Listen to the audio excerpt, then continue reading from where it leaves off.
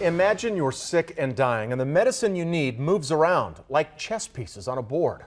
That's the reality for many people in the Kansas City area waiting for a liver transplant. Those organs once stayed local. Donors and recipients were near one another. But now livers might be sent far away from where they came from. KCTV5 investigative reporter Angie Racono is here with an eye-opening look at who lives, who dies, and who decides. Well, Brad and Ellen, doctors call this the high price of sharing. Livers now go to the most critically ill patients, even if that means they live hundreds of miles from here. And while that's been life-saving for some people, doctors argue this new policy called Share 35 has hurt local patients. The numbers help tell the story. And here they are. 115 people had liver transplants at the University of Kansas Hospital in 2014. Last year, only 87. That's 28 fewer transplants. Tonight, the story of one patient who almost ran out of time.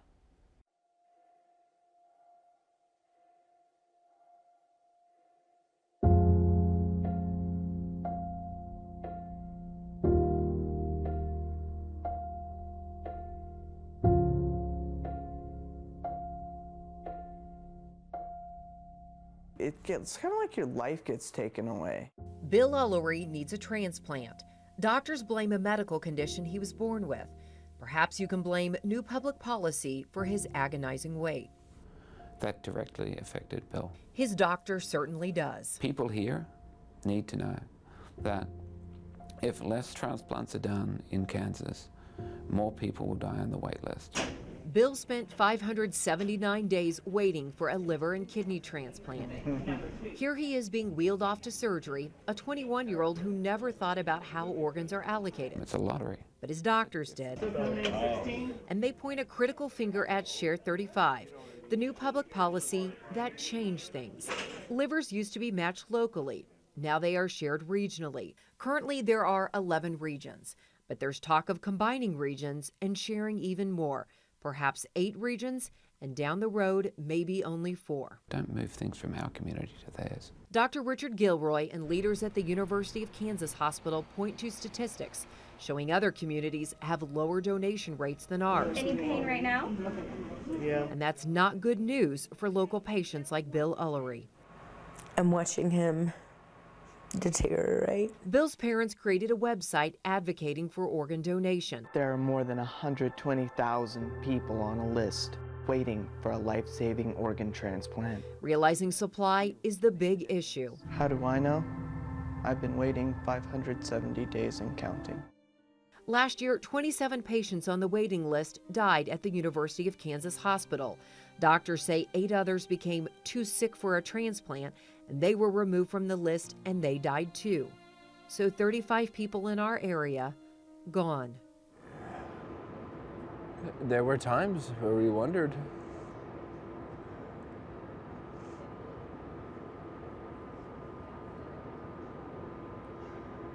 There were certainly times it felt like it was never going to happen.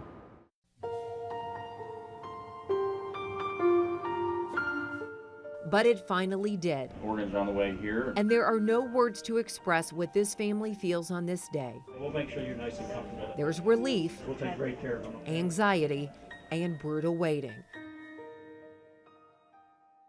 Chris, he wants it on. He wants some hard rock, he said. Let's make it happen. All right.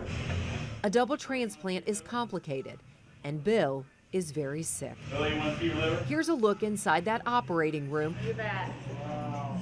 We'll see you in a little bit. as doctors spend hours transplanting a new kidney and liver.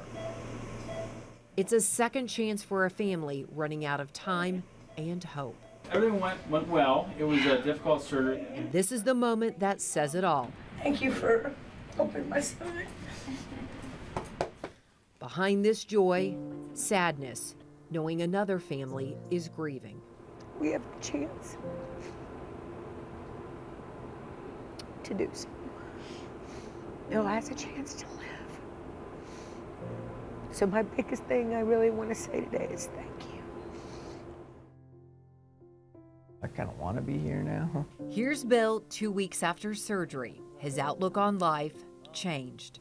I literally just feel better. Like, I feel more more alive. I feel like I can smell better, taste better. Everything just seems like it's got a richness to it. But I feel like my skin feels so much better. A young man who's now looking ahead. This is why you need to be an organ donor. Bill's story has a happy ending. However, Dr. Gilroy says the surgery would have come sooner in Bill's case if Share 35 wasn't the current protocol. Other hospitals across the nation are joining the fight against moving organs around, saying it is unfair. The government agency in charge of organ allocation, UNOS, says sharing is about saving more lives and sicker people don't run out of time. Well, so happy for Bill and his family, but you know, I think about all those other families like the Ulleries as they were waiting. Oh, it's very difficult, and there's currently 120,000 people across the nation that are on the waiting list for some type of transplant, and that's such a big number. So to put that in perspective, you could fill Kauffman Stadium 3 times, and you would still have 6,000 people standing. Wow. They're so powerful. Angie, thank you. And this incredible story is also on our website. We want to thank the Ulleries for sharing their story. Ken is a photographer here at KCTV5.